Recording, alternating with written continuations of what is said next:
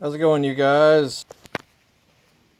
If you were, doing a pretty good maintenance service to your Polaris Predator 50 or 90 or many different ATVs, for that matter, uh, with the exhaust pipe here,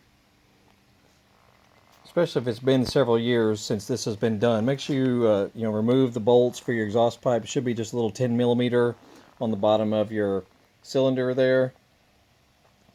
Pull your exhaust pipe off. Take a look down in there, and if it looks very cruddy and gunky, you may want to clean that out as well as you can, with whatever method you can. But also, there is a crush gasket that a lot of people overlook.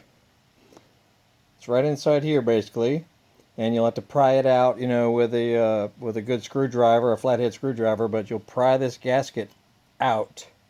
Notice it right there.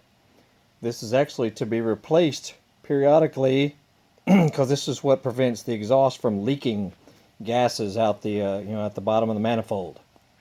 Okay, so you'll take this guy out and you'll toss it in the trashola, get you a shiny new one right here, and you'll put her back in there, so it'll make a nice seal in there, when you reinstall the exhaust pipe. And just torque it evenly, when you put it back down. Make sure you torque both sides nice and even all the way up. And to make a nice seal in there so it won't leak any exhaust gases. It'll help it run better, and it's just some good standard maintenance. In fact, most of your dirt bikes, 4 strokes, 2 strokes, they usually have either some kind of O-ring around the exhaust pipe there, or they have some sort of crush gasket that needs to be replaced periodically. And that's it. We cleaned out the inside there. We're using our little drill with our little steel bristle brushes right there. See that? But if it's really bad inside there, you may have to spray some oven cleaner or something, if it's been running poorly for a very long time. That may need to be thoroughly cleaned out inside there. So your mileage may vary as far as what's needed for you. But it's always a good thing to replace that crush gasket, from time to time. Follow your service manual on that. It'll instruct you on how frequently it needs to be done. And that's it.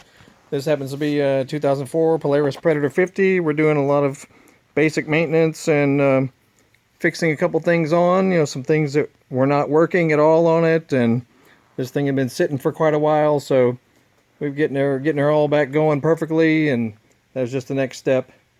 So check out our previous videos. If you have one of these little mini quads and you're looking for ways to repair some things on it, you might find some stuff on our channel that'll help you. So check us out in the future. We hope to see y'all soon.